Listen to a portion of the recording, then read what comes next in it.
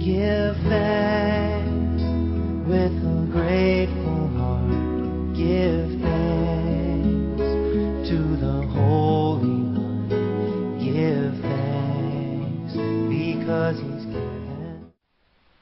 오늘 이 시간 함께 은혜 받으신 하나님의 말씀은 마가복음 5장 25절부터 34절에 있는 말씀입니다. 찾으시면 저와 여러분이 한 목소리 읽도록 하겠습니다. 12해 동안 혈루증이 있던 어떤 여자가 있었는데 그녀가 많은 의사에게 많은 일들로 고통을 받고 자기가 가진 모든 것도 허비하였으나 좋아진 것이 없고 도리어 더 심해지던 차에 예수님에 관한 소문을 듣고 밀려드는 무리 가운데서 뒤로 들어와 그분의 옷에 손을 대니 이는 그녀가 이르기를 내가 그분의 옷에만 손을 대도 온전하게 되리라 하였기 때문이더라. 즉시 그녀의 피나오는 근원이 마름에 그녀가 자기가 그 역병에서 나온 줄을 몸으로 느끼니라. 예수께서 즉시 효능이 자기에게서 나간 줄 스스로 아시고 밀려드는 무리 가운데서 돌이키며 이르시되 누가 내 옷에 손을 대었느냐 하시니 그분의 제자들이 그분께 이르되 무리가 죽게 몰려드는 것을 보시면서 누가 내게 손을 대었느냐 하고 말씀하시나이까 하되 그분께서 이 일 행한 여자를 보려고 둘러보시거늘 그 여자가 자기에게 이루어진 일을 알고 두려워서 떨며 나와 그분 앞에 엎드려 모든 사실을 그분께 아뢰니라. 그분께서 그녀에게 이르시되 딸아 내 믿음이 너를 온전하게 하였으니 평안히 가라. 내 역병에서 놓여 온전할지어다 하시니라. 아멘. 기도하겠습니다. 실로 거룩하시고 지려오시며 또한 한없는 자비하심으로 자신의 사랑하는 자녀들을 돌보시고 지키시는 전능하신 하나님 아버지, 오늘 첫째 날도 저희를 주님의 말씀 앞에 불러주시고 또 주께 찬양하며 기도하며 하나님의 말씀 가운데서 새 힘을 얻도록 모든 상황과 여건을 허락하신 하나님께 감사와 찬양과 영광을 돌려드립니다. 지난 한 주간의 삶들을 돌이켜보는데 저희는 여전히 불충하며 여전히 거역한 백성들이었지만 그럼에도 불구하고 때에 따라 돕는 은혜로 저희를 인도하여 주셔서 여기까지 이끌어 주신 에베네셀 하나님께 감사와 찬양을 다시 한번 올려드립니다. 저희가 한 주간의 삶을 살면서 낙심하고 좌절하고 또한 많은 슬픔과 상처로 인해서 기진한 가운데 있사오나 오늘 이 시간 주님의 말씀을 들으면 내 혼이 소생케 되리라는 믿음으로 이 자리에 섰사오니 성령님께서 저에게 부드러운 마음을 주시고 깨닫는 지혜를 주시며 들을 수 있는 길을 허락하여 주시므로 저희가 말씀으로 교훈을 얻어 유익을 얻어 하나님의 자녀로서 다시 한번 약한 현 세상에서 승리하는 삶을 살 수 있도록 인도하여 주옵소서. 여러 가지 사정으로 인해 참석하지 못하지만 또한 인터넷을 통해서 이 말씀을 함께하는 말씀과 능력교회를 사랑하며 섬기는 모든 성도들에게 이 자리에 모인 저희와 동일한 은혜와 축복으로 함께하여 주시며 주님께서 동일한 능력으로 그들 삶 속에서 역사하여 주옵소서. 오늘 이 시간 성령님께서 저희의 입술을 정하여 주셔서 말씀을 전하는 자에게 온전히 하나님의 권능을 통해서만 주께서 원하시는 말씀만을 전하게 하시고 난 말씀을 듣는 자에게도 은혜가 되게 하여 주셔서 오늘 시간에 선포되는 말씀 가운데 주님께 아멘으로 영광 돌릴 때 하나님께서 그것을 받아주시고 영광 받아 주옵소서. 성령께서 처음부터 끝까지 함께 하시기를 원하며 또 믿사오며 다시 오실 우리 예수 그리스도의 이름으로 감사하며 기도하였습니다. 아멘.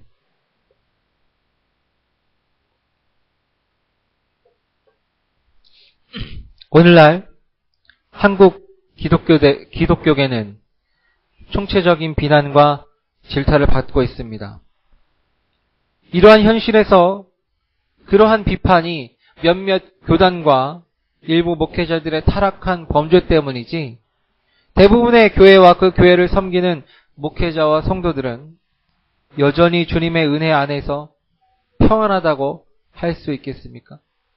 기독교계 전체가 문제가 있는 상황인데 우리 교회와 우리 교단에 그러한 일이 일어나지 않았다고 해서 나는 지금 평안하게 신앙생활을 할 수 있다라고 생각하십니까?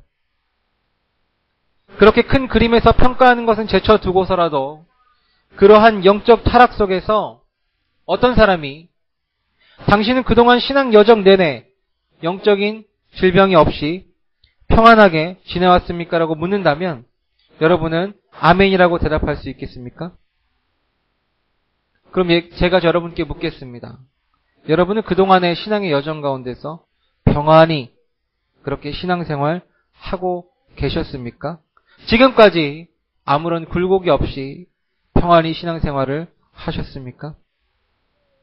만약에 저희 질문에 대해서 즉시로 대답을 하지 못한다면, 또 내가 한순간이라도 영적인 갈증을 느낀 적이 있다면 그것은 심각한 영적 질병에 걸렸기 때문에 그렇습니다. 여러분, 새롭게 공급되는 생명력이 없을 때에, 새롭게 공급되는 생명력이 없이 혼의 생명력이 빠져나가면 그럴 때 사람은 영적 갈증을 느끼게 됩니다. 밑 빠진 독에 물 붓기 아시죠? 밑 빠진 독이 있어요. 밑이 빠졌어요. 완전히 다 빠졌어요. 그러나 부어지는 물의 양이 엄청나면 그 밑 빠진 독이라 할지라도 아구까지 항상 차 있을 것입니다. 맞죠? 그러나 아무리 작은 구멍이 있다 할지라도 공급되는 것이 전혀 없다면 그 물 항아리는 결국에는 말라버리고 말 것입니다. 생명력이 빠져나가면 영적인 갈급함을 느낍니다. 여러분, 생명력 주보에 제가 이해하기 쉽게 써놓긴 하지만 한번 보세요. 생명력이 빠져나간다는 것을 영어로 옮기면 an issue of life라고 되어 있습니다. an issue of life라고 표현할 수 있습니다. 그런데 레위기 17장 11절에 기록하기를 이는 육체의 생명이 피에 있기 때문이라라고 기록된 것을 생각하면 생명을 의미하는 life 대신에 피를 의미하는 blood라는 단어로 바꿔 쓸 수 있습니다. 그래서 생명력이 빠져나간다. an issue of life를 an issue of blood라고 표현할 수 있습니다. 그런데 an issue of blood라는 단어를, 이 구절을 번역하면 피가 나감, 피가 유출, 피의 유출. 그래서 우리가 알고 있는 혈류병이 됩니다. 혈류병이라는 것은 그러니까 생명력이 빠져나가는 병입니다. 혈류병이라는 신약 성경에 기록된 이 혈류병이라는 그 병은 영적인 갈급함을 얻게 되는 그러한 영적인 질병을 예표하는 병입니다. 문둥병은 뭐예요? 문둥병은 뭘 예표합니까? 범죄 환자들이 짊어지게 되는 질병을 예표하죠. 죄인의 마지막을 예표합니다. 그렇죠? 그럼 혈류병은 뭐라고요? 이렇게 생각하면 생명력이 빠져나가는 질병, 영적인 갈급함을 느끼게 되는 질병이라고 우리는 생각할 수 있습니다. 오늘 온전케 되려면이라는 제목으로 혈류병이 나은 여인의 사건을 살펴보면서 영적 갈급함이라는 이 영적인 혈류병으로부터 성도가 온전케 되는 방법에 대해서 상고하려고 합니다. 여러분, 큰 유익이 되시는 시간 되시기를 바랍니다. 여러분, 여기 혈류병 걸린 여자가 있습니다. 이 혈류병은 혈우병이랑은 다릅니다. 혈우병은 몸에 이렇게 상처가 나면 피가 안 멈추는 병이에요. 그런데 이 혈류병은 뭐냐면 만성 자궁출혈이에요. 오늘날로 이야기하면. 그러니까 이런 거예요. 원래 월경 주기에 따라서 이렇게 생리를 해야 되는데 그게 아니라 스트레스를 받거나 심하게 몸에 스트레스 상황이 벌어지고 갑자기 하혈해서 막 쓰러지잖아요. 그런 병원에도 실려가고 그러잖아요. 그리고 자궁 내 출혈이 있어 피가 안 멎는 그런 위험한 질병입니다. 그리고 이게 언제 일어날지 모르기 때문에 항상 조심해야 되는 병이고 항상 마음을 편안히 해야 되는 질병입니다. 이것이 심해지면 자궁암으로 되고요. 이것이 스트레스성, 심민성 질환이 되면 계속 하혈을 하는 질병이 됩니다. 그런데 이러한 심각한 질병을 12년 동안 앓은 여자가 있습니다. 오늘 이 여자는 온전케 되려고 작정했습니다. 내가 이 병에서 온전케 되었으면 좋겠다라고 작정하면서 결단을 하고 그것을 실행에 옮깁니다. 오늘 본문을 통해서 한번 보도록 하겠습니다. 온전케 되기 위해서 그 혈류병 앓은 여자는 무엇을 했는가? 첫 번째, 그녀는 주님을 만나기로 작정했습니다. 오늘 본문 27절에 보니까 예수님에 관한 소문을 듣고 이렇게 기록되어 있습니다. 이것은 뭘 의미합니까? 무엇을 의미합니까? 바로 진리의 말씀이 선포되는 그곳, 진리의 말씀이 선포되는 교회를 찾기로 작정했다라는 영적인 의미를 가지고 있습니다. 사랑하는 성도 여러분, 진리의 말씀이 선포되는 제단을, 교회를, 강단을 찾으신 여러분 되시기를 바랍니다. 여러분 혈루증 앓던 이 혈루증이 뭐라고요? 항상 기억하세요. 영적인 갈급함, 영적인 유출병을 갖는 거라고 생각하시면 됩니다. 자, 실제적 사건입니다. 혈루병을 앓던 어떤 여자가 등장해요. 이 여자는 지난 12년간의 삶을 비참하게 살았습니다. 26절에 보니까 그녀가 많은 의사에게 많은 일들로 고통을 받고 자기가 가진 모든 것도 허비하였으나 좋아진 것이 없고 도리어 더 심해지던 차에 이렇게 기록되어 있습니다. 이 혈루병에 대해서 좀 찾아보니까 요즘에는 또 호르몬제를 복용하거나 그러면 평생 안고 가야 되는 질병이지만 그 증상을 완화할 수 있다는 그런 것들을 좀 알게 됐습니다. 그러나 그 당시에는 의술이 지금처럼 발달되지 않았죠. 그러니까 얼마나 말도 안 되는 민간 요법을 했었겠습니까? 그렇죠. 돈도 받고 의사를 찾아갔을 거예요. 18세기에 어떤 치료법이 있었냐면 피를 흘리는 치료법이 있었어요. 누가 병에 들리면 나쁜 피 때문에 그런다고 생각해서 사람이 몸을 째가지고 피를 계속 뽑은 거예요. 사람이 뭘로 죽었냐면 과다출혈로 죽은 거예요. 그런 시기에 그런 질병, 그런 치료. 그런데 2000년 전이니까 오죽했겠습니까? 그래서 의사들을 찾아갔는데, 많은 의사들을 찾아갔는데 힘든 치료 과정을 권했겠고, 그 힘든 치료 과정 중에도 불구하고 치료되지 않는 병으로 인해서 점점 더 절망을 얻게 됐고, 또 의사들을 찾아가고 그런 데를 쫓아다니고, 또한 그 당시 유대에서는 몸에서 유출이 나가면 여자가 부정했어요. 정상적으로 해야 되는 그 생리 주기에도 여자를 부정하다고 율법에서 규정했기 때문에 그 유출이 있는 동안에는 성전에도 나가지 못하고 사람들과 접촉하면 안 됐습니다. 그런데 이 여자는 병으로서 그런 유출병을 달고 살았기 때문에 사람을 만날 수 있었겠어요? 없었어요.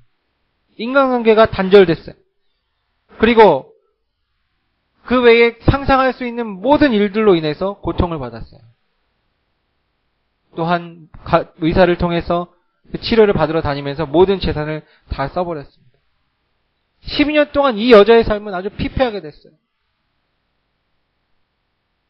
한번 불치암으로 시한부 인생을 사시는 분이 자기의 모든 전 재산을 털어서 모든 치료를 받았지만 점점 병세가 악화되는 경우를 한번 생각해 보십시오. 혈루병을 앓던 이 여자. 우린 지금 이 여자의 사건을 영적으로 보려고 합니다. 이 여자의 영적 상황은 무엇을 의미할까?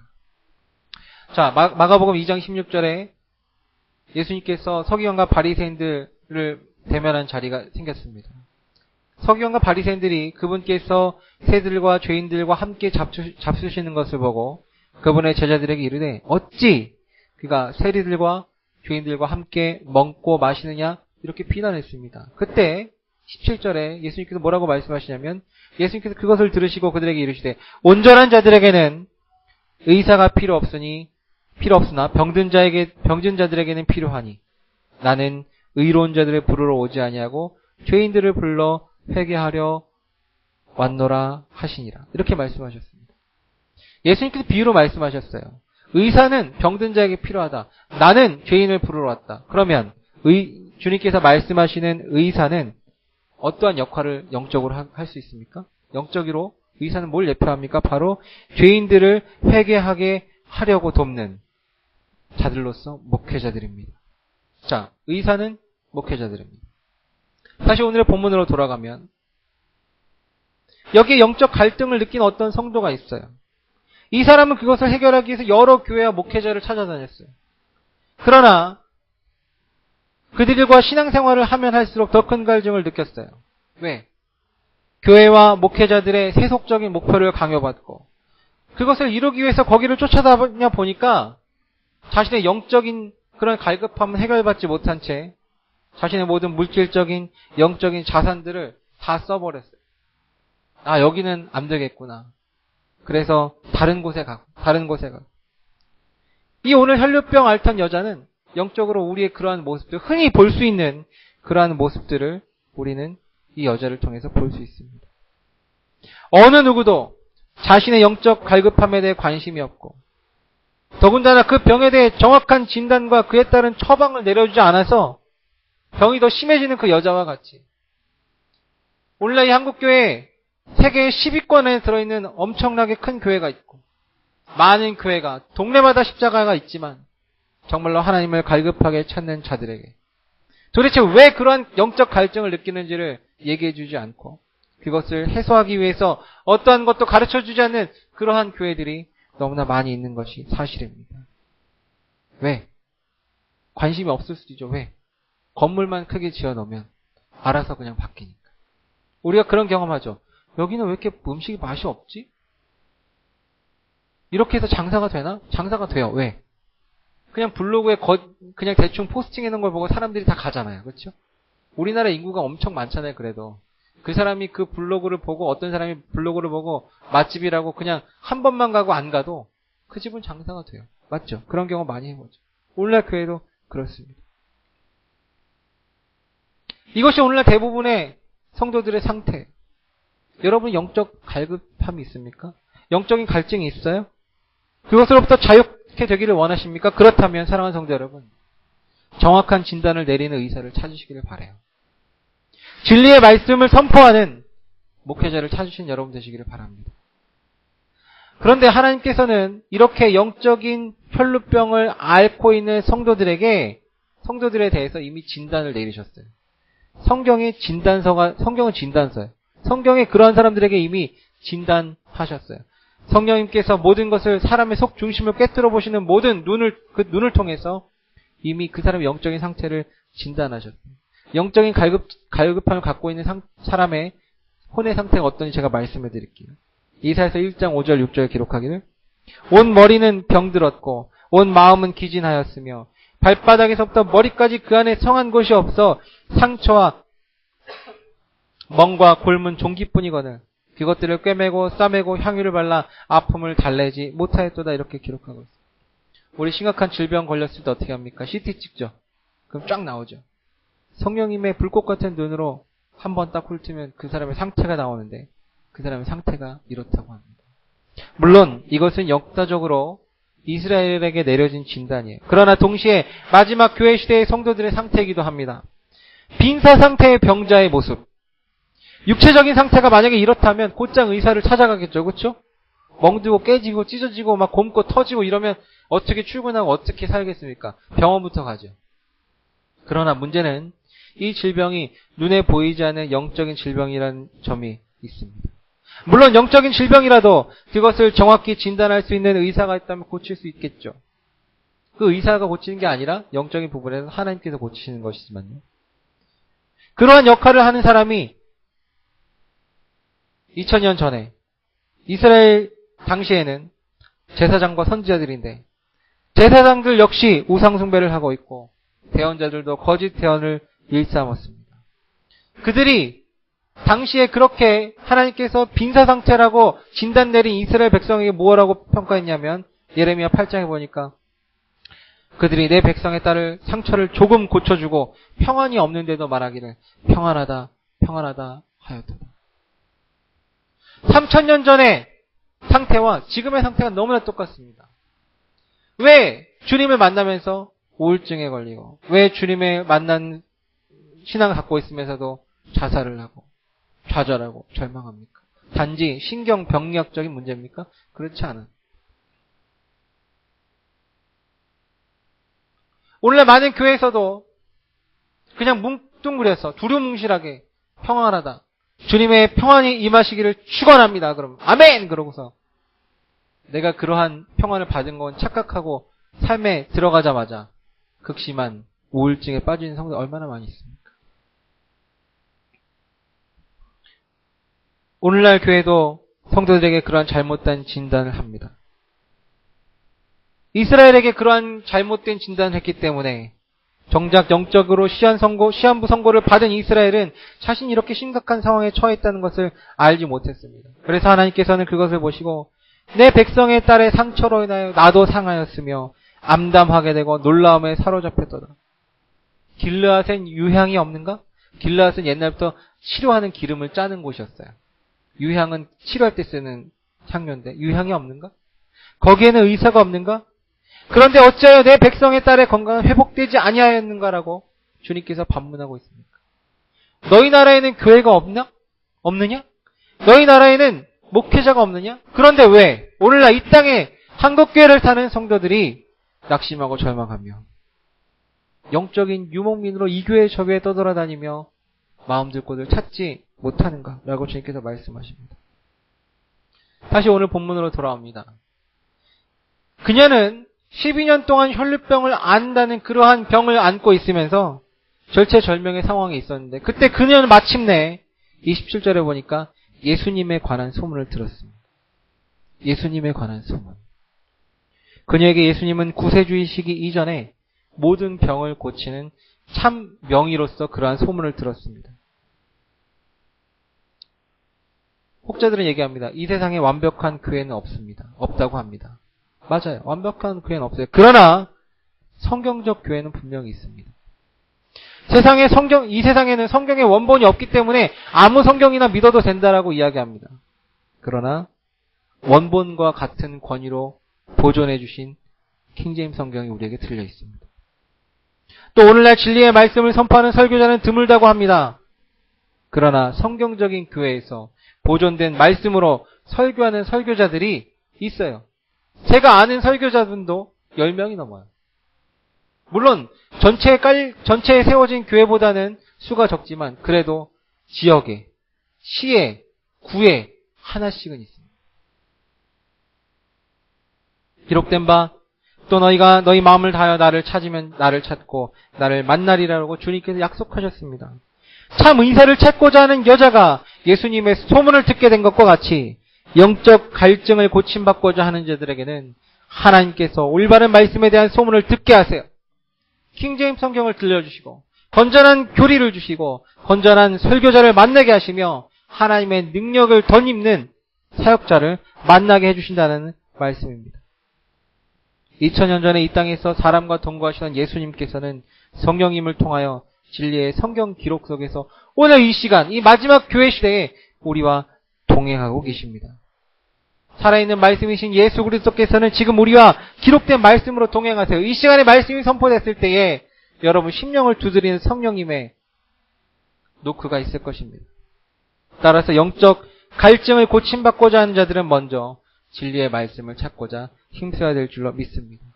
사랑하는 성도 여러분, 진리의 말씀이 선포되는 교회와 강단과 설교자와 사역자와 교사, 성경교사들을 찾으시는 여러분 되시기를 바랍니다. 두 번째, 그 여자는 혈루병을 고치기 위해서 어떻게 했습니까? 두 번째 보면 그분의 옷에 손을 댔어요. 27절에 보니까 밀려드는 무리 가운데서 뒤로 들어와 그분의 옷에 손을 댔다라고 이야기합니다. 이것은 무엇을 의미합니까? 말씀 사역의 방해를 이겨내야 한다는 것을 의미합니다. 하나님께서 보존하신 성경이는 하나님께서 세우신 말씀 선포자가 있는 진리의 말씀이 선포되는 성경의 교리가 있는 순수한 말씀이 있는 그곳에 도달하려고 할 때에 생기는 방해를 이겨내야 한다는 것을 의미합니다. 사랑하는 성도 여러분, 말씀 사역을 방해하는 모든 방해를 이겨내는 여러분 되시기를 바랍니다.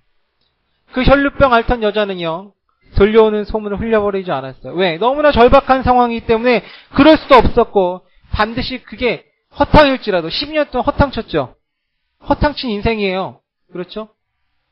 우리는 예수님을 주님으로 지금 창세기부터 계시록까지 다 알고 있지만 그 당시에는 뭡니까? 노숙자 청년이 사람을 고친다는 그 소문이에요. 그냥. 이해가 되세요? 그런 심정으로 들으시면 됩니다. 흡사! 야, 우리 저기 동네에 아파트 몇 호에 가니까 침을 그렇게 잘 놓는 사람이 있대. 가면 다 만병통치래. 소문이죠. 의사도 아닌데, 그렇죠? 이런 느낌이에요. 그러나 그 여자는 확인해야 됐어요. 왜? 다른 방법이 없었기 때문에 그렇습니다. 그런데 갔어요. 갔는데 엄청난 수의 무리들로 둘러싸인 예수 그리스도를 보았습니다. 흡사, 유명한 연예인이 명동에 나타났을 때 길이 마비가 되죠. 그런 것을 생각하시면 돼요. 이 여자는 생각했어요. 내가 병을 고치려면 예수 그리스도를 만나야 되는데 어떻게 할까? 이 물이 어떻게 뚫고 들어갈까? 생각하고 또 생각했습니다. 그녀는 밀려드는 모리 가운데서 뒤로 들어가면 그분께 도달할 수 있을 것이라고 생각했고 지체하지 않고 그것을 실행에 옮겼습니다. 그 결과 그녀는 예수 그리스도의 옷에 손을 댈 수 있었습니다. 제가 말씀드렸죠. 진리의 말씀이 선포되는 교회 있어요. 성경신자 사이트에 들어가면 쭉 있습니다. 각 지역별로 그래도 있습니다. 진리의 말씀이 선포되는 교회가 드물기 때문에 그 교회를 찾아가기에 많은 시간을 들여야 됩니다. 또 먼 거리를 감수해야 돼요. 더군다나 또한 마귀는 그 말씀을 듣지 못하게 하기 위해서 건강을 갑자기 악화시킬 수도 있고 배우자와 자녀와 또한 기타 직장 동료를 통해 사람의 가시를 통해서 그 사람의 마음을 낙심케 할 수도 있습니다. 또는 괜찮던 경제적 상황이 갑자기 악화 일로에 치달을 수 있습니다. 그런 여러 가지 환경적인 어려움으로 방해할 수 있습니다. 그럼에도 하나님의 인도하심으로 진리의 말씀이 있는 곳을 찾았다면 그 말씀을 손으로 만지기 위해, 즉 그 말씀을 듣고 간직하기 위해서 밀려드는 문제들, 밀려드는 환경들을 통제하고 다스리고 지배하고 방해하는 환경들을 극복하고자 노력해야 합니다. 사랑하는 성도 여러분, 말씀 사역의 방해를 이겨내신 여러분 되시기를 바랍니다. 그 여자가 그 군중을 뚫고 들어갔어요. 그 여자가 군중을 뚫고 들어가서 우리 성경에는 옷자락을 만졌다고 되어 있습니다. 그런데 이 옷자락이 그냥 옷자락이 아니에요.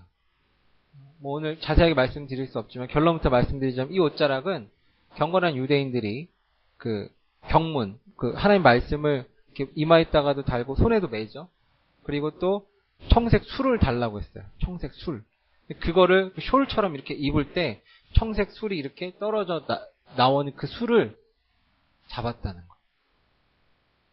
뭐 옷술을 잡은 게 뭐 그렇게 대단한 일이냐? 그렇게 얘기할 수 있지만 이것은 가족 외에는 만질 수 없는 술이에요. 가족 외에는 만질 수 없는 술이에요.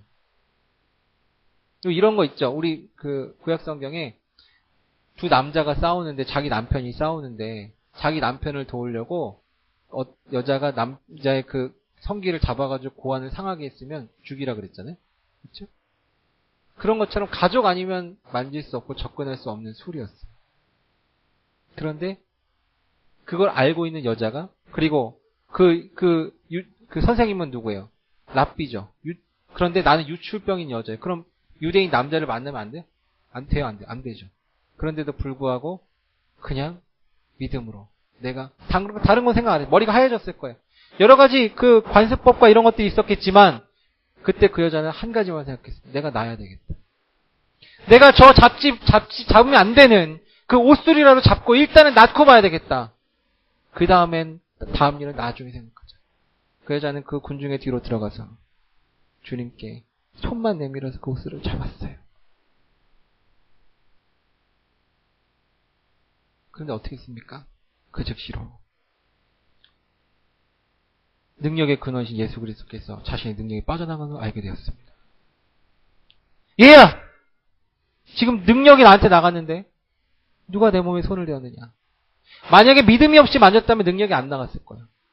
그 밀려드는 군중 가운데서 주님께서 갑자기 행보를 멈추시고 돌이키면서 얘들아 누가 내 몸에 손을 대었느냐? 라고 말씀하시는 것은 백부장의 믿음과 같이 내가 이스라엘에서 이만한 믿음을 보지 못하였다라고 창조주를 감동시키는 그 믿음과 같은 수준의 믿음이었을 겁니다. 누가 손을 대었느냐? 참, 주님 답답하십니다. 이렇게 사람이 밀려드는데 누가 손을 대었다고 물어보는 게 말이나 됩니까? 아니다 얘들아 나에게 효능이 나갔다. 이제 그 여자는 그 술을 잡는 순간에 자신의 몸에 변화가 일어나는 걸 알았습니다. 자신의 몸에서 피의 근원이 말랐고 그리고 몸이 회복되는 걸 느꼈습니다. 내가 12년 동안 그렇게 노임을 받기를 원했던 혈루증에서 자유케 됐습니다.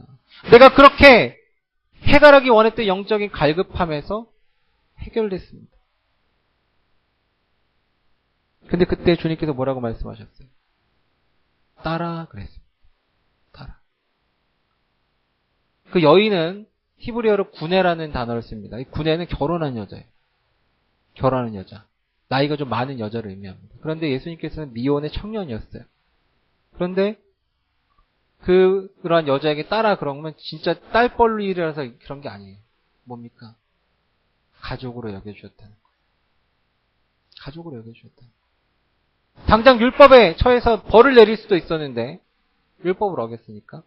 그런데 따라 이렇게 불렀습니다. 놀라운 것은 사복음서에서 많은 치유의 사건이 나왔지만 예수님께서 직접적으로 면전에다 대고 따라라고 호칭한 경우는 이 혈루증에서 노인받은 여자뿐입니다. 사랑하는 성도 여러분, 말씀의 근원을 찾으셨습니까? 그렇다면 방해를 이기고 여러분 그 말씀을 붙드시길 바랍니다.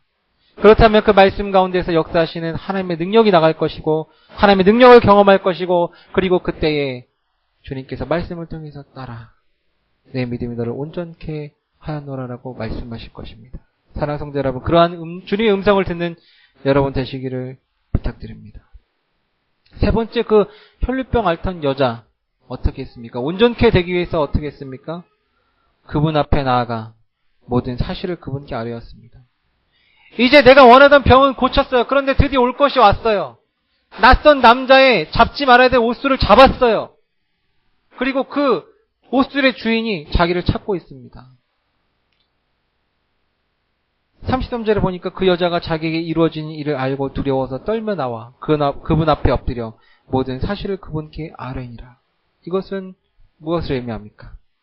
바로 말씀이 선포되는 자리를 늘 지켜야 함을 의미합니다. 사랑하는 성도 여러분, 진리의 말씀이 선포되는 자리를 늘 지키시기를 바랍니다.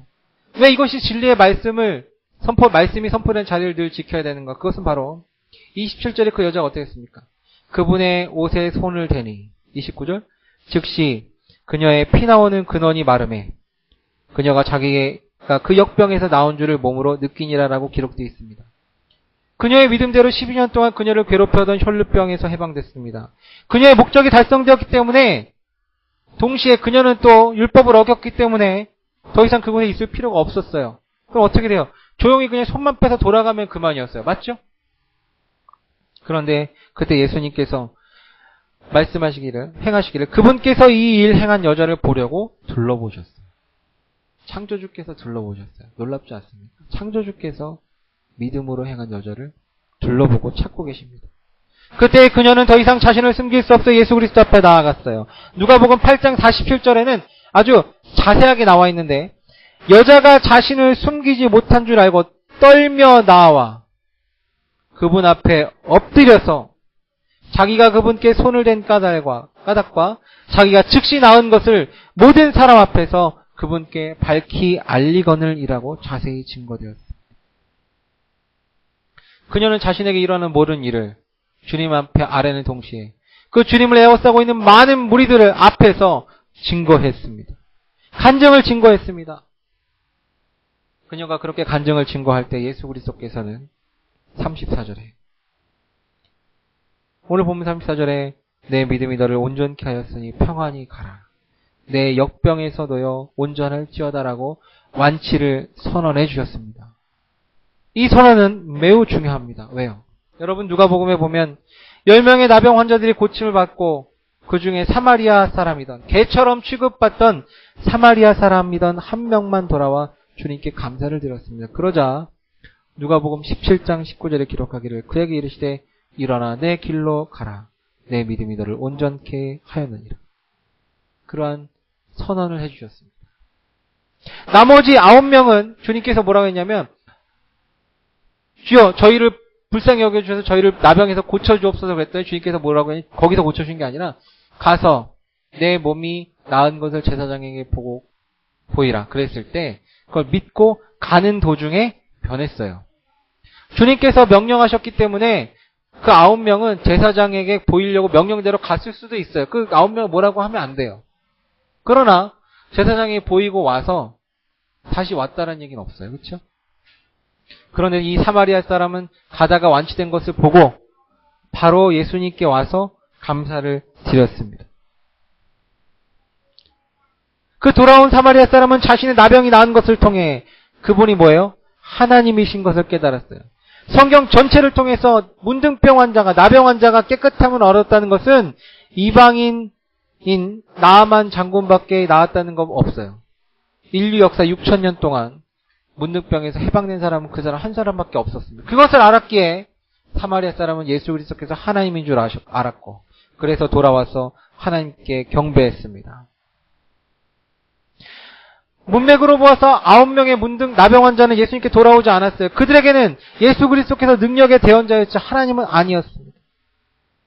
아마도 예수님께로부터 완치 판정을 받지 못했기 때문에 그들 중 몇 명은 나병이 재발했을 수도 있고 온전케 되지 못했을 수도 있습니다.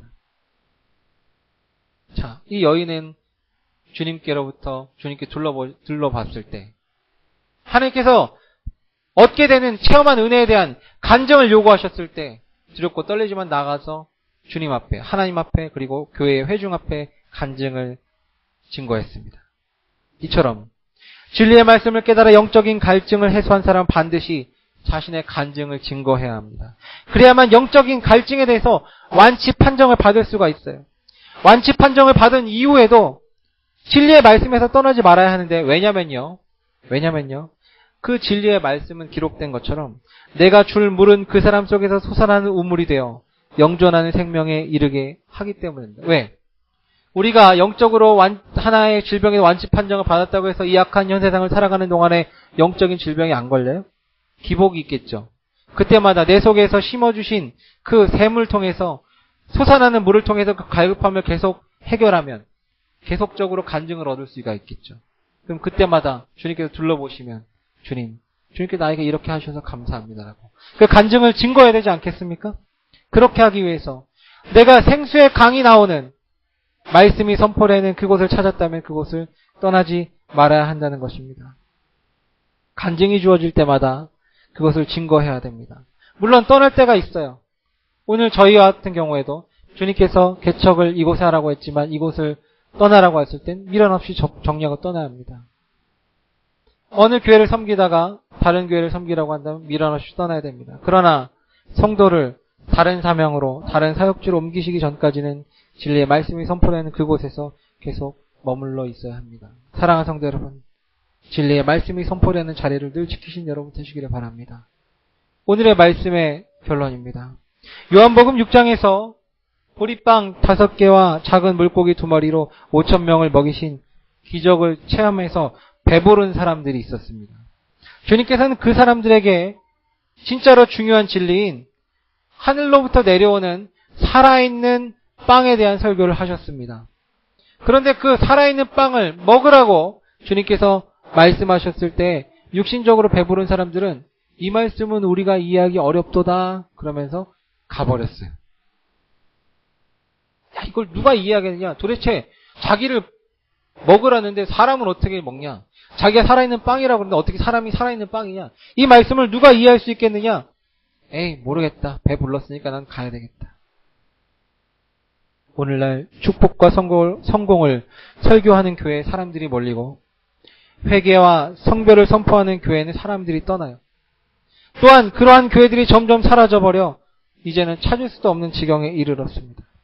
마지막 때일수록 육신적 종교를 만족하는 그것을 제공하는 세속적인 교회를 찾지 말고 나에게 참 영적 양심과 힘을 제공하며 동시에 그리스도의 군사로서 훈련을 시키는 영적 요새와도 같은 교회를 찾고 그것을 지켜야 합니다. 주님께서 오늘날 성도들에게 또한 저와 여러분에게 이렇게 말씀하십니다. 너희도 가려느냐? 너희도 가려느냐? 이렇게 우리에게 물으실 때 우리는 어떻게 대답해야 할까요? 주여, 영원한 생명의 말씀들이 주께 있사온데 우리가 누구에게로 가오리까? 라고 대답한 베드로의 고백을 저 여러분이 해야 되지 않겠습니까?